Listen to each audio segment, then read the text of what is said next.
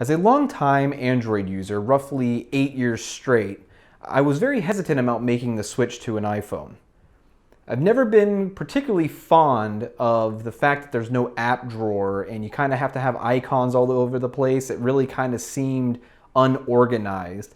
And I was never really fond of the lack of customizing either.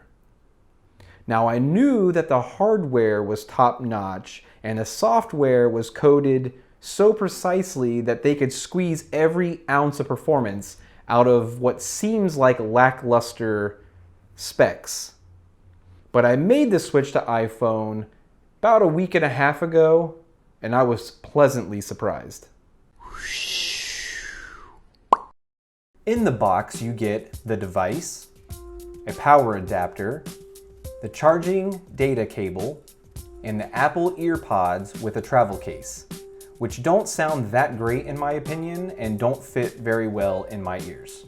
On the front, the iPhone 6s Plus boasts a 5.5-inch 1920 by 1080 LED backlit IPS Retina display with Force Touch, as well as the insanely accurate and blazingly fast Fingerprint Sensor. On the left side of the device, we have the ring, silent switch, as well as the volume up and down buttons. On the right side of the device, we have the on-off and sleep-wake button. On the bottom of the device, we have the 3.5mm headphone jack, 2 microphones, and the lightning connector for charging and data transfer, and the built-in speaker. It comes with iOS 9, but within a few minutes of setting it up, I was prompted to upgrade to iOS 9.1. The 6s Plus is powered by Apple's A9 chipset with a dual-core 1.84 GHz Twister processor and a PowerVR GT7600 6-core graphics chip.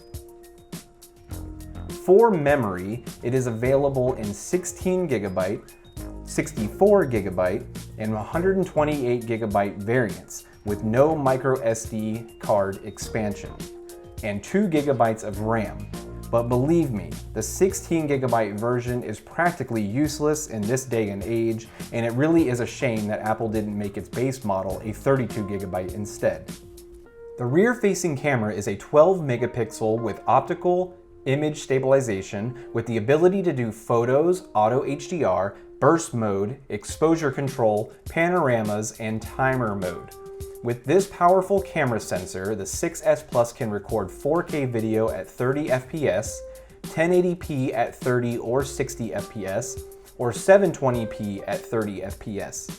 If you chose to step up to the 6s Plus over the standard 6s, then this camera allows for optical image stabilization even while recording video. This allows for some very nice panning shots and clean vacation videos. The camera also allows you to use a slow-mo mode, which can record 1080p at 120 FPS or 720p at 240 FPS. You can also take 8-megapixel stills while recording in 4K mode. The front-facing camera is a 5-megapixel camera that uses the screen as a flash. It can record in 720p for clear FaceTime or Google Hangout video calls with family. The front-facing camera also allows burst mode, timer mode, and exposure controls. For the comms, it works on all of the standard LTE bands, supports Wi-Fi 802.11 A, B, G, N, and AC, and can be used as a Wi-Fi hotspot. Has Bluetooth version 4.2 LE with A2DP. Both of the iPhone 6s phones come with GPS, of course, and NFC, which only works with Apple Pay. For the battery, the 6s Plus comes with a non-removable 2,750 mAh battery. This has to be one of my favorite things about this device. The battery life for me using it, just as much as I have used any of my previous phones, lasts me at least twice as long at a minimum. It really is quite impressive how long this battery will last.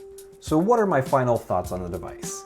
The iPhone 6s Plus, I would have to say, is easily one of my top 3 favorite phones, with the Nexus 5 2013 version being my number 1. The iPhone 6s Plus comes in at a very close second, and third would be the LG G4. Now this phone, the battery life is absolutely amazing. The screen is great. The camera is awesome. I personally don't mind the closed offness that Apple likes to do with their devices. It works great. I haven't had any issues. I haven't encountered any bugs. I haven't encountered any problems with apps force closing or lockups or anything like that. The device just seems to work flawlessly. Now, I am definitely not a fanboy on either side of Android, Windows Phone, or Apple.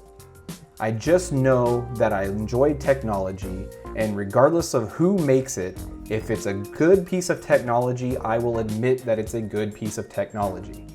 So if you were thinking about getting the iPhone 6s or the 6s Plus, I would say go ahead and buy with confidence. This has been the review of the Apple iPhone 6s Plus by Josh from TektopiaTV, and I'll see you in the next video.